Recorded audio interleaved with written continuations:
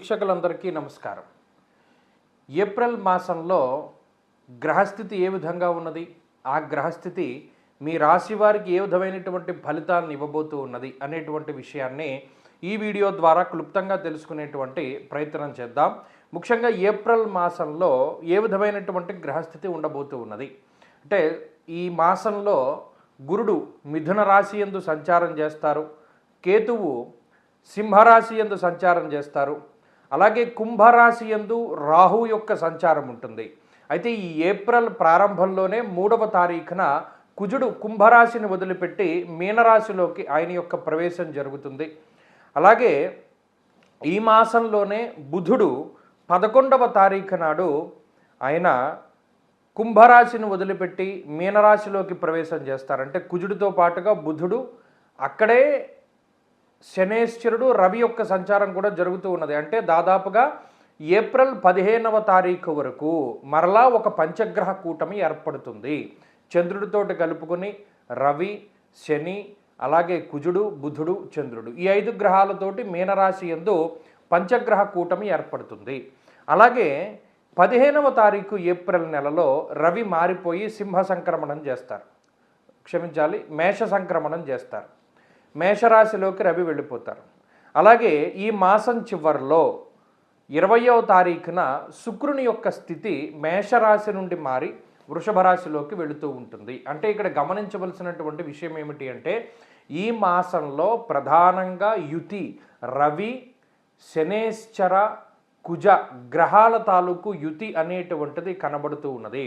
రవి, కుజ, శనేశ్చరుల యొక్క యుతి అనేటువంటిది ప్రమాదకరము. ఎందుకు ప్రమాదకరము మనం ఆదిలోనే చెప్పుకున్నాం. ఏమని? గురుని యొక్క సంచారం ఏకస్మిన్ వత్సరే జీవే రాశిత్రయం ఉపాగతే. 3 రాశుల్లో గురుడు సంచరిస్తూ ఉన్నారు. ఇది మంచిది కాదన్నాం. యుద్ధ వాతావరణము, యుద్ధ భీతి మొదలైనటువంటివి, పెట్రోల్కి సంబంధించిన ఇబ్బందులు, గ్యాస్కి సంబంధించినటువంటి ఇబ్బందులు ఇవన్నీ ఎదుర్కొంటూ ఉన్నారు. ఇప్పుడు ఈ శనేశ్వరుడు, కుజుడు, అలాగే రవిగ్రహాల యొక్క కలయిక వల్ల ఉష్ణ సంబంధమైనటువంటి సమస్యలు, కని విని ఎరుగని రీతిలో హీట్ వేవ్ అనేటువంటిది రావడానికి ఈ మాసంలో విపరీతంగా అవకాశం ఉంటుంది. రవికుజ శనేశ్వరుల యొక్క కలయిక విస్ఫోటనంగా చెప్తారు. అంటే అగ్నిపర్వతాలు బద్దలవ్వడానికి, రోళ్ళు రోకళ్ళు పగిలిపోయేటంత ఎండవేడిమి ఉండడానికి, అంత గరిష్టమైనటువంటి ఉష్ణోగ్రతలు రావడానికి ఎక్కువ అవకాశం ఉంటుంది.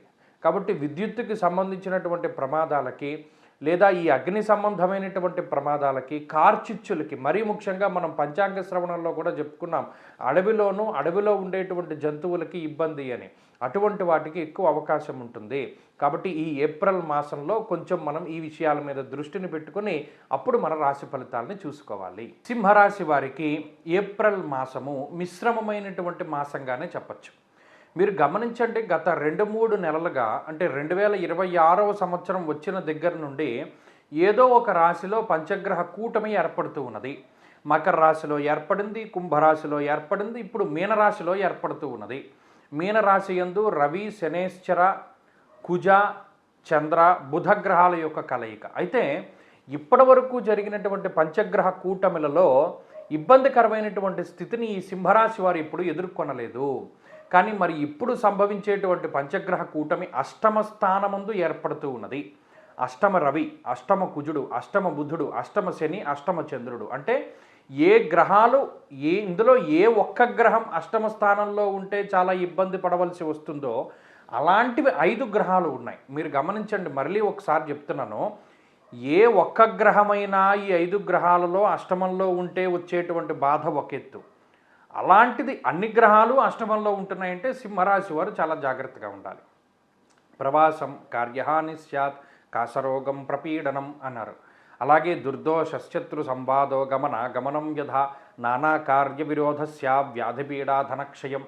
అంటే ఏది చెప్పినా అటు అజీర్ణమయ సంతాపం జానుబాధాంత దైవచ, అటు శరీరారోగ్యం గురించి చెప్పుకుంటూ వచ్చాడు, అలాగే ఆర్థిక పరిస్థితుల గురించి చెప్పుకుంటూ వచ్చాడు, అలాగే ఏ పని ప్రారంభించినా దాంట్లో సమస్యలు సృష్టిస్తాను నేను అంటూ ఈ గ్రహస్థితుల గురించినటువంటి బాధను చెప్పుకుంటూ వచ్చాడు.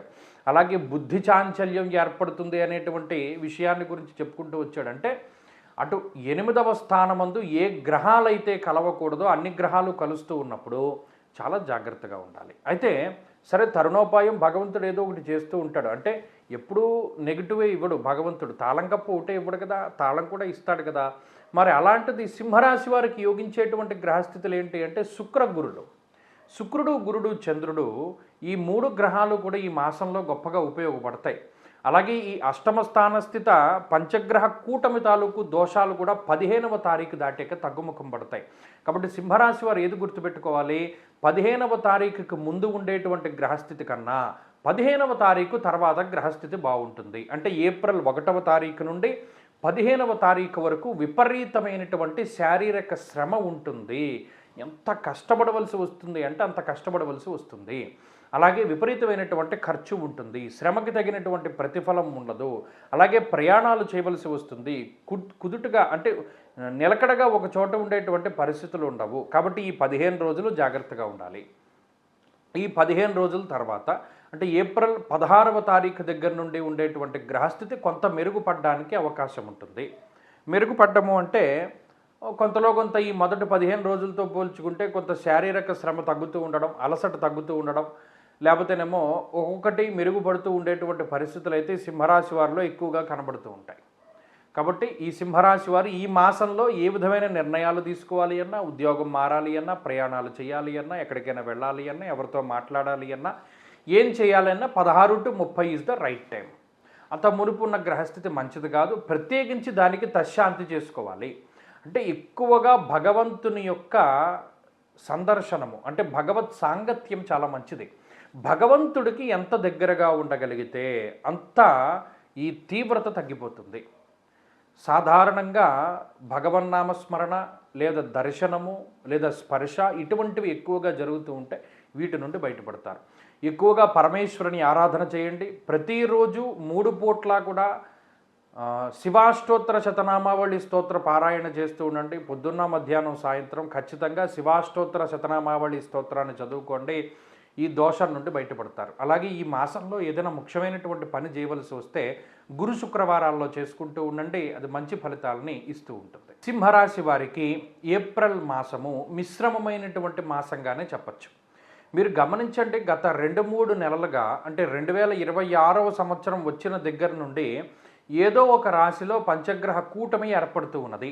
మకర రాశిలో ఏర్పడింది, కుంభరాశిలో ఏర్పడింది, ఇప్పుడు మీనరాశిలో ఏర్పడుతూ ఉన్నది.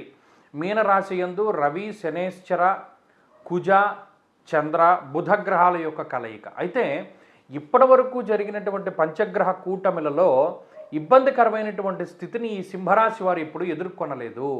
కానీ మరి ఇప్పుడు సంభవించేటువంటి పంచగ్రహ కూటమి అష్టమ స్థానమందు ఏర్పడుతూ ఉన్నది.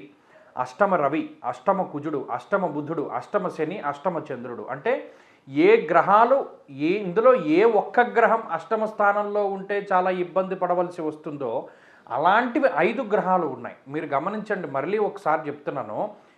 ఏ ఒక్క గ్రహమైనా ఈ 5 గ్రహాలలో అష్టమంలో ఉంటే వచ్చేటువంటి బాధ ఒక ఎత్తు. అలాంటిది అన్ని గ్రహాలు అష్టమంలో ఉంటున్నాయంటే సింహరాశి వారు చాలా జాగ్రత్తగా ఉండాలి. ప్రవాసం కార్యహాని స్యాత్, కాసరోగం ప్రపీడనం అన్నారు.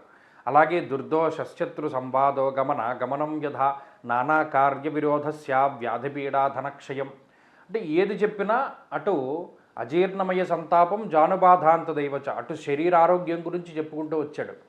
అలాగే ఆర్థిక పరిస్థితుల గురించి చెప్పుకుంటూ వచ్చాడు. అలాగే ఏ పని ప్రారంభించినా దాంట్లో సమస్యలు సృష్టిస్తాను నేను అంటూ ఈ గ్రహస్థితుల గురించినటువంటి బాధను చెప్పుకుంటూ వచ్చాడు. అలాగే బుద్ధి చాంచల్యం ఏర్పడుతుంది అనేటువంటి విషయాన్ని గురించి చెప్పుకుంటూ వచ్చాడు. అంటే అటు 8వ స్థానమందు ఏ గ్రహాలైతే కలవకూడదో అన్ని గ్రహాలు కలుస్తూ ఉన్నప్పుడు చాలా జాగ్రత్తగా ఉండాలి. అయితే సరే తరుణోపాయం భగవంతుడు ఏదో ఒకటి చేస్తూ ఉంటాడు. అంటే ఎప్పుడూ నెగిటివే ఇవ్వడు భగవంతుడు. తాళం కప్పు ఒకటే ఇవ్వడు కదా, తాళం కూడా ఇస్తాడు కదా. మరి అలాంటిది సింహరాశి వారికి యోగించేటువంటి గ్రహస్థితులు ఏంటి అంటే శుక్రుడు, గురుడు, చంద్రుడు ఈ 3 గ్రహాలు కూడా ఈ మాసంలో గొప్పగా ఉపయోగపడతాయి. అలాగే ఈ అష్టమ స్థానస్థిత పంచగ్రహ కూటమి తాలూకు దోషాలు కూడా 15వ తారీఖు దాటాక తగ్గుముఖం పడతాయి. కాబట్టి సింహరాశి వారు ఏది గుర్తుపెట్టుకోవాలి, 15వ తారీఖుకి ముందు ఉండేటువంటి గ్రహస్థితి కన్నా 15వ తారీఖు తర్వాత గ్రహస్థితి బాగుంటుంది. అంటే ఏప్రిల్ 1వ తారీఖు నుండి 15వ తారీఖు వరకు విపరీతమైనటువంటి శారీరక శ్రమ ఉంటుంది. ఎంత కష్టపడవలసి వస్తుంది అంటే అంత కష్టపడవలసి వస్తుంది. అలాగే విపరీతమైనటువంటి ఖర్చు ఉంటుంది, శ్రమకి తగినటువంటి ప్రతిఫలం ఉండదు, అలాగే ప్రయాణాలు చేయవలసి వస్తుంది, కుదుటుగా అంటే నిలకడగా ఒక చోట ఉండేటువంటి పరిస్థితులు ఉండవు. కాబట్టి ఈ 15 రోజులు జాగ్రత్తగా ఉండాలి. ఈ 15 రోజుల తర్వాత అంటే ఏప్రిల్ 16వ తారీఖు దగ్గర నుండి ఉండేటువంటి గ్రహస్థితి కొంత మెరుగుపడడానికి అవకాశం ఉంటుంది. మెరుగుపడ్డము అంటే కొంతలో కొంత ఈ మొదటి 15 రోజులతో పోల్చుకుంటే కొంత శారీరక శ్రమ తగ్గుతూ ఉండడం, అలసట తగ్గుతూ ఉండడం, లేకపోతేనేమో ఒక్కొక్కటి మెరుగుపడుతూ ఉండేటువంటి పరిస్థితులు అయితే సింహరాశి వారిలో ఎక్కువగా కనబడుతూ ఉంటాయి. కాబట్టి ఈ సింహరాశి వారు ఈ మాసంలో ఏ విధమైన నిర్ణయాలు తీసుకోవాలి అన్నా, ఉద్యోగం మారాలి అన్నా, ప్రయాణాలు చేయాలి అన్నా, ఎక్కడికైనా వెళ్ళాలి అన్నా, ఎవరితో మాట్లాడాలి అన్నా, ఏం చేయాలన్నా 16 to 30 is the right time. అంత మునుపు ఉన్న గ్రహస్థితి మంచిది కాదు. ప్రత్యేకించి దానికి తశ్శాంతి చేసుకోవాలి. అంటే ఎక్కువగా భగవంతుని యొక్క సందర్శనము అంటే భగవత్ సాంగత్యం చాలా మంచిది. భగవంతుడికి ఎంత దగ్గరగా ఉండగలిగితే అంత ఈ తీవ్రత తగ్గిపోతుంది. సాధారణంగా భగవన్నామస్మరణ లేదా దర్శనము లేదా స్పర్శ ఇటువంటివి ఎక్కువగా జరుగుతూ ఉంటే వీటి నుండి బయటపడతారు. ఎక్కువగా పరమేశ్వరుని ఆరాధన చేయండి. ప్రతిరోజు 3 పూట్ల కూడా శివాష్టోత్తర శతనామావళి స్తోత్ర పారాయణ చేస్తూ ఉండండి. పొద్దున్న, మధ్యాహ్నం, సాయంత్రం ఖచ్చితంగా శివాష్టోత్తర శతనామావళి స్తోత్రాన్ని చదువుకోండి. ఈ దోషం నుండి బయటపడతారు. అలాగే ఈ మాసంలో ఏదైనా ముఖ్యమైనటువంటి పని చేయవలసి వస్తే గురు శుక్రవారాల్లో చేసుకుంటూ ఉండండి. అది మంచి ఫలితాలని ఇస్తూ ఉంటుంది.